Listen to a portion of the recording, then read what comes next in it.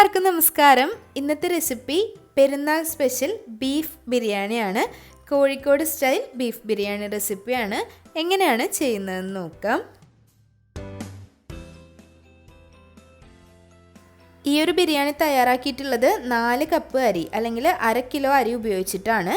ഏകദേശം ഒരു 3/4 കിലോ ബീഫും ഇതിലേക്ക് എടുത്തിട്ടുണ്ട്. 6 പേർക്ക് വരെ ഇത് സെർവ് ചെയ്യാൻ പറ്റും. ബീഫ് മസാല കുക്കറിലാണ് തയ്യാറാക്കുന്നത്. അതിനുവേണ്ടി ഒരു കുക്കർ എടുക്കാം. അതിലേക്ക് 3 സവാള ചെറുതായിട്ടൊന്ന് കനം കുറച്ച് സ്ലൈസ് ചെയ്തത് ചേർത്ത് കൊടുക്കാം. 3 മീഡിയം സൈസ് സവാളയാണ് എടുത്തിട്ടുള്ളത്. മസാലയ്ക്ക് വേണ്ടി മാത്രമുള്ള അളവാണ് പറയുന്നത്.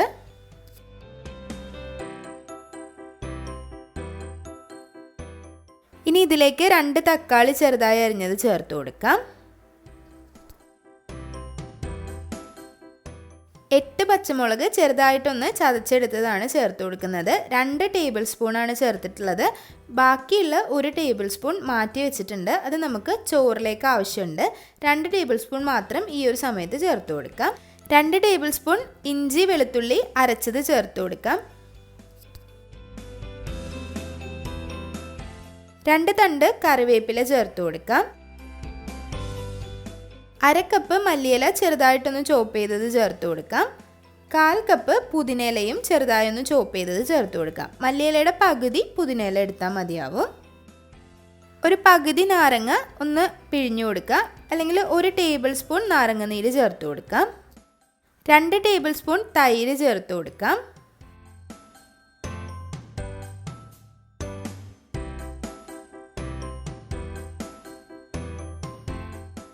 3/4 ടേബിൾ സ്പൂൺ ഉപ്പ് കൂടി ചേർത്ത് കൊടുക്കാം. 1/2 ടേബിൾ സ്പൂൺ മല്ലിപ്പൊടി ചേർക്കാം.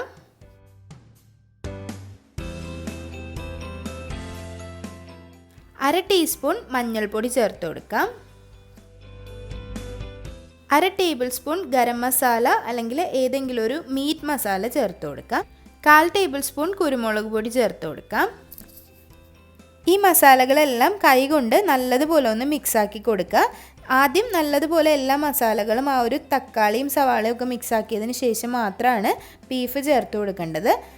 ആദ്യം ഇതെല്ലാം നല്ലതുപോലെ കൈവച്ച് ഞെരടി മിക്സാക്കി കൊടുക്കാം.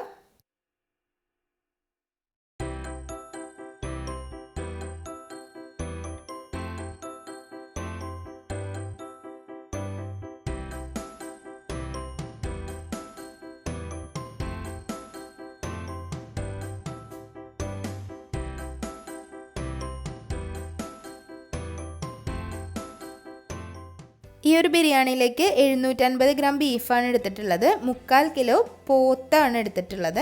നല്ലതുപോലെ കഴുകി വൃത്തിയാക്കി കുറച്ച് വലിയ കഷ്ണങ്ങളായിട്ടാണ് അരിഞ്ഞിട്ടുള്ളത്. ചെറിയ കഷ്ണങ്ങളായിട്ടുള്ള ബീഫാണ് നിങ്ങളുടെ അടുത്തെങ്കിൽ അതും എടുക്കാവുന്നതാണ് കേട്ടോ. ഇനി ഇതിലേക്ക് ചേർത്ത് കൊടുത്തതിന് ശേഷം നല്ലതുപോലെ ഒന്ന് മിക്സാക്കി കൊടുക്കാം.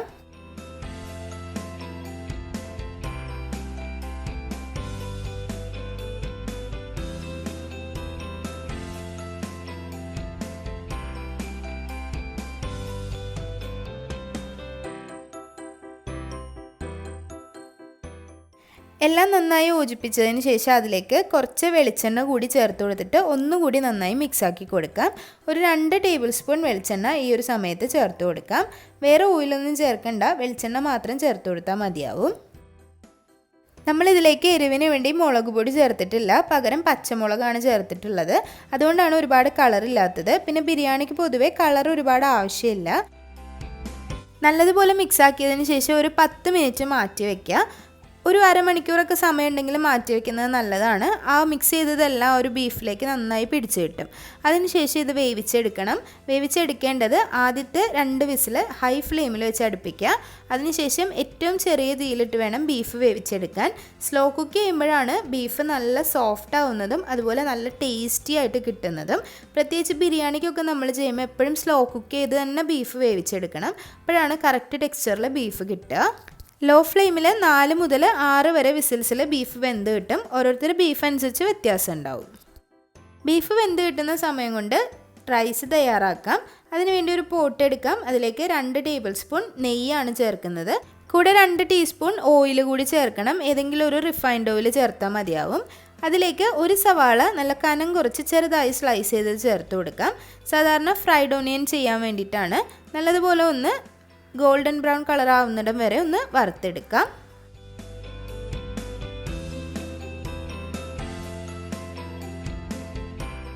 സവാള ഇതുപോലെ ഫ്രൈ ചെയ്യുന്നത് ഹൈ ഫ്ലെയിമിൽ തന്നെ വെച്ച് വറുത്താൽ മതി. അതായിരിക്കും കുറച്ചും കൂടി എളുപ്പമായിട്ടുണ്ടാവുക. ലോ ഫ്ലെയിമിലൊക്കെ വെച്ചാൽ സവാള പെട്ടെന്ന് ആയി കിട്ടില്ല. കരിഞ്ഞു പോവാതെ ഒരു ലൈറ്റ് ഗോൾഡൻ ബ്രൗൺ കളറിൽ സവാള നമുക്ക് കോരി മാറ്റാം.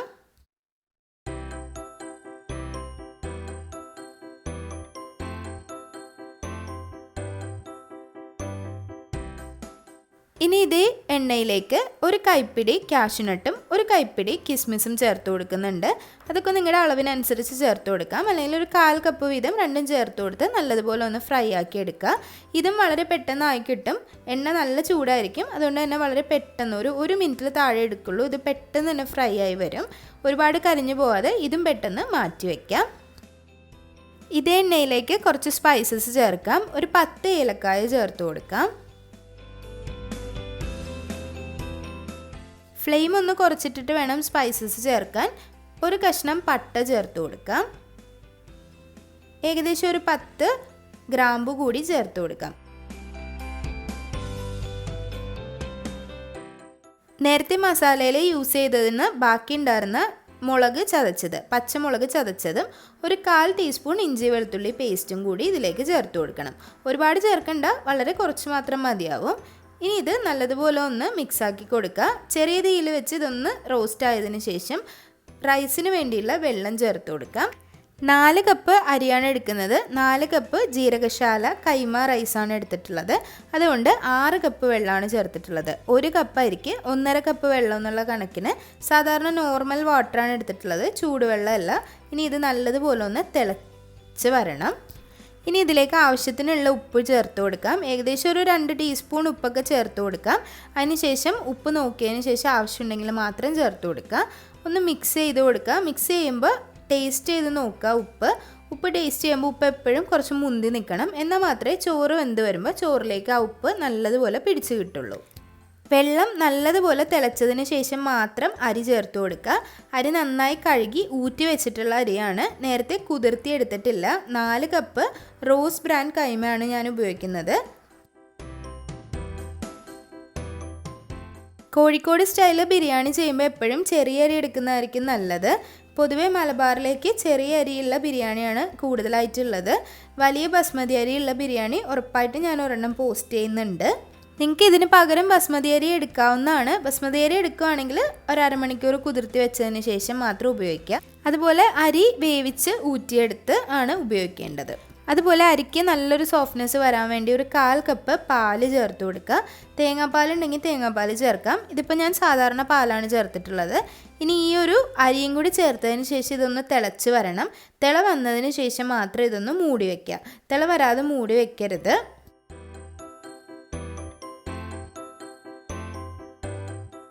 നല്ല പെർഫെക്റ്റ് ആയിട്ട് എങ്ങനെയാണ് റൈസ് തയ്യാറാക്കേണ്ടതെന്ന് മുന്നേ ഒരുപാട് വീഡിയോസിൽ ഞാൻ ഷെയർ ചെയ്തിട്ടുണ്ട്.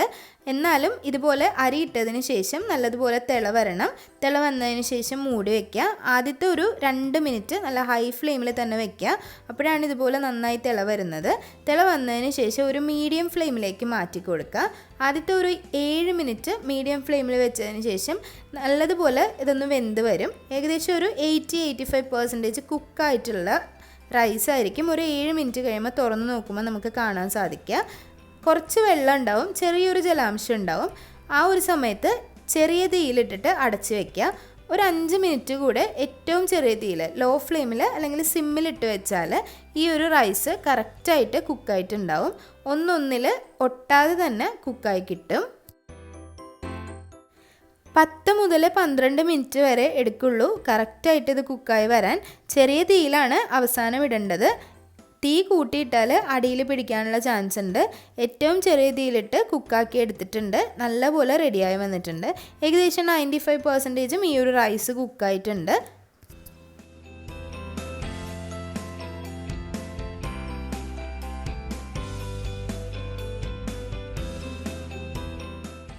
ബീഫ് മസാലയും തയ്യാറായിട്ടുണ്ട്. ബീഫ് സ്ലോ കുക്ക് ചെയ്ത് വേവിച്ചെടുക്കുക. മുഴുവൻ പ്രഷറും പോയതിന് ശേഷം മാത്രം തുറന്നു നോക്കണം. നമ്മൾ നാരങ്ങ നീരും തൈരൊക്കെ ചേർത്തത് കൊണ്ടും അതുപോലെ സ്ലോ കുക്ക് ചെയ്തെടുത്തതുകൊണ്ടുമാണ് ബീഫ് നല്ല സോഫ്റ്റ് ആയിട്ടുള്ളതായിട്ട് കിട്ടിയിട്ടുള്ളത്. ഒന്നങ്ങ് മിക്സ് ചെയ്ത് നോക്കുക. ഇപ്പോൾ ഒരുപാട് വെള്ളം ഉണ്ടെന്നുണ്ടെങ്കിൽ കുറച്ചൊന്ന് വറ്റിച്ചെടുക്കാം. ഒരുപാട് വെള്ളം ഉണ്ടാവാൻ ചാൻസ് കുറവാണ്. ഒട്ടും വെള്ളം ചേർക്കാതെ വേവിക്കുന്ന സമയത്ത് ഇത് ആവശ്യത്തിനുള്ള വെള്ളം മാത്രമാണ് ഈ ബീഫിൽ ഉണ്ടാവുള്ളൂ.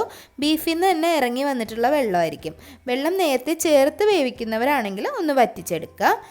വെള്ളം ചേർത്ത് വേവിക്കേണ്ട ആവശ്യം സത്യത്തിൽ ബീഫ് വേവിക്കുമ്പോൾ ഇല്ല. കാരണം ബീഫിൽ നിന്ന് തന്നെ വെള്ളം ഇറങ്ങി വരും. അതുപോലെ ചെറിയ തീയിലിട്ട് വേവിക്കുന്നതുകൊണ്ട് തന്നെ വെള്ളം വറ്റി അടിയിൽ പിടിക്കാനും ചാൻസ് വളരെ കുറവാണ്. നേരത്തെ റൈസ് തയ്യാറാക്കിയ അതേ പോട്ടിൽ തന്നെയാണ് ഞാൻ ദം ചെയ്തെടുക്കുന്നത്. നിങ്ങൾക്ക് വേറെ പോട്ടിലും ചെയ്യാവുന്നതാണ്. ബീഫ് അതിലേക്ക് മാറ്റിയിട്ടുണ്ട്. ചെറിയൊരു വെള്ളമുണ്ട്, പക്ഷേ റൈസ് കൂടി ചേർക്കുമ്പോൾ അത് കറക്റ്റായിരിക്കും. അല്ലെങ്കിൽ റൈസ് ഒരുപാട് ഡ്രൈ ആയി പോവും. ഡ്രൈ ആയി പോയാൽ ബിരിയാണിക്ക് അത്ര ടേസ്റ്റ് ഉണ്ടാവില്ല. ഇനി അതിന് മുകളിലേക്ക് റൈസ് ചേർത്ത് കൊടുക്കാം. മസാല കവർ ചെയ്ത് റൈസ് ഇട്ട് കൊടുത്തതിന് ശേഷം അതിന് മുകളിലേക്ക് കുറച്ച് പുതിനയില ചെറുതായിട്ട് ചോപ്പ് ചെയ്തത്, മല്ലിയില, നേരത്തെ ഫ്രൈ ചെയ്ത് വെച്ചിട്ടുള്ള ഓണിയനും അതുപോലെ കാഷ്യൂനട്ടും കിസ്മിസും ചേർത്ത് കൊടുക്കാം.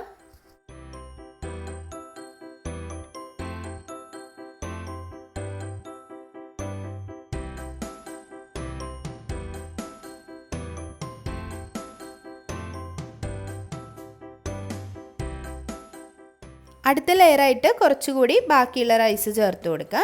റൈസ് കൂടി ചേർത്തിട്ട് ഇതുപോലെ തന്നെ ബാക്കിയുള്ള ഐറ്റംസ് എല്ലാം അങ്ങ് ചേർത്ത് കൊടുക്കാം.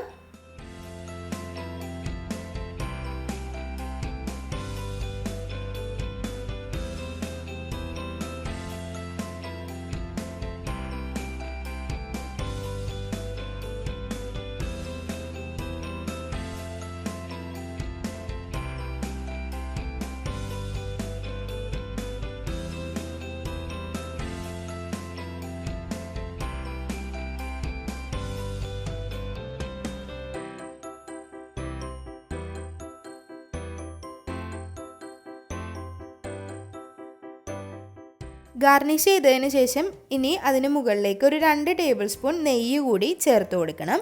നെയ്യ് ചേർത്ത് കൊടുത്തിട്ട് നമ്മൾ ദം ചെയ്യണം. ദം ചെയ്താൽ മാത്രമാണ് നല്ലൊരു ടേസ്റ്റിൽ ഈ ഒരു ബിരിയാണി കിട്ടുന്നത്. വീട്ടിലൊക്കെ കുറച്ചളവിൽ ചെയ്യുമ്പോൾ മൈദമാവൊന്നും വെച്ച് ഒട്ടിച്ച് ചെയ്യണം എന്നില്ല. അത്യാവശ്യം ടൈറ്റായിട്ടുള്ള ലിഡുള്ള ഒരു പാത്രമാണെങ്കിൽ അത് അടച്ചു വെച്ചാൽ മതിയാവും. അതല്ല, പാത്രത്തിൻ്റെ ലിഡ് അത്ര ടൈറ്റ് അല്ല, ചെറുതായിട്ട് ലൂസാണെന്നുണ്ടെങ്കിൽ ഒരു ഫോയിൽ പേപ്പർ വെച്ചിട്ട് നല്ലപോലെ ഒന്ന് കവർ ചെയ്ത് കൊടുക്കുക. കവർ ചെയ്ത് കൊടുത്തതിന് ശേഷം അതിന് മുകളിലേക്ക് ആ ഒരു മൂടി വെച്ച് അടച്ച് ഒരു 15 മിനിറ്റ് അടച്ച് വയ്ക്കുക. 15 മിനിറ്റ് ചെറിയ തീയിലൊന്ന് ചൂടാക്കി എടുക്കണം. ഏറ്റവും ചെറിയ തീയിലാണ് വെക്കേണ്ടത്. സിമ്മിൽ വെച്ചിട്ട് കൊടുക്കുക. അതിന് ശേഷം ഒരു അരമണിക്കൂറിന് ശേഷം മാത്രം ബിരിയാണി തുറന്നിട്ട് സെർവ് ചെയ്യുക. കുറച്ച് നേരം ബിരിയാണി അതിലിരുന്ന് സെറ്റായാൽ മാത്രമാണ് ഒരു പെർഫെക്റ്റ് ടേസ്റ്റിൽ നമുക്ക് സെർവ് ചെയ്യാൻ പറ്റുന്നത്. അപ്പോൾ ബിരിയാണി ഇവിടെ റെഡി ആയിട്ടുണ്ട്. നല്ല ടേസ്റ്റുള്ള നല്ലൊരു ട്രഡീഷണൽ ആയിട്ടുള്ള ഒരു റെസിപ്പിയാണിത്. വളരെ എളുപ്പത്തിൽ തയ്യാറാക്കിയെടുക്കാം. ഒരുപാട് ഫ്ലേവേഴ്സോ എസൻസോ ഒന്നും ഇല്ലെങ്കിൽ പോലും നമുക്ക് നല്ലതുപോലെ കഴിക്കാൻ പറ്റുന്ന ഒരു ബിരിയാണി ആയിരിക്കും. ഒരുപാട് ഡ്രൈ ആവില്ല. കാരണം നമ്മൾ മസാലയും ബിരിയാണിയും തമ്മിൽ മിക്സ് ചെയ്തിട്ടാണ് വിളമ്പേണ്ടത്. മസാല വേറെയും ബിരിയാണി വേറെയും അല്ല. ആദ്യമുള്ള ആ ഒരു ചോറും അതുപോലെ അടിയിലുള്ള മസാലയായിട്ട് നല്ലപോലെ മിക്സ് ചെയ്തിട്ട് വേണം വിളമ്പിയെടുക്കാനായിട്ട്. അതുപോലെ ബീഫാണെങ്കിലും നല്ല സോഫ്റ്റായിട്ട് കുക്ക് ചെയ്തെടുക്കണം. അതാണ് ഇതിൻ്റെ ഒരു ഹൈലൈറ്റ് കേട്ടോ. നല്ല സോഫ്റ്റായിട്ട് സ്ലോ കുക്ക് ചെയ്തെടുക്കുന്ന ബീഫാണ് ഈ ഒരു ബിരിയാണിക്ക് നല്ല ടേസ്റ്റ് നൽകുന്നത്.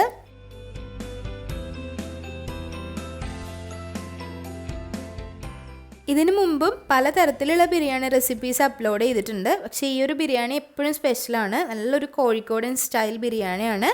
ഒരുപാട് പേർക്ക് ഇഷ്ടമായിരിക്കും കോഴിക്കോടൻ സ്റ്റൈൽ ബീഫ് ബിരിയാണി. അപ്പോൾ എല്ലാവരും ട്രൈ ചെയ്യുക. ഇനിയിപ്പോൾ പെരുന്നാളൊക്കെ വരുമ്പോൾ എല്ലാവരും ട്രൈ ചെയ്തിട്ട് ഫീഡ്ബാക്സൊക്കെ കമൻറ്റ് ബോക്സിൽ അറിയിക്കുക.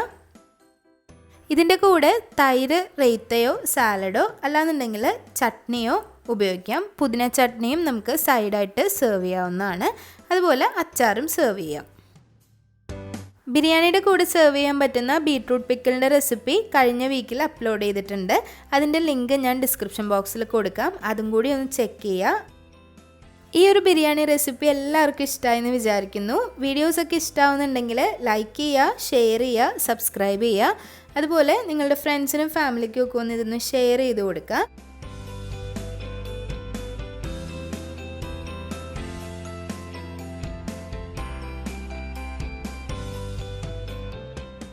നമ്മുടെ ചാനലിന് ഒരു ഇൻസ്റ്റഗ്രാം പേജും ഫേസ്ബുക്ക് പേജും ഉണ്ട്. ലിങ്ക് താഴെ ഡിസ്ക്രിപ്ഷൻ ബോക്സിലുണ്ട്. അതൊന്ന് ഫോളോ ചെയ്യാത്തവർ ഫോളോ ചെയ്യുക, അതുപോലെ ലൈക്ക് ചെയ്യുക. ഇനിയും നല്ല നല്ല റെസിപ്പികളായിട്ട് വരുന്നതായിരിക്കും. അതുവരേക്കും താങ്ക് യു.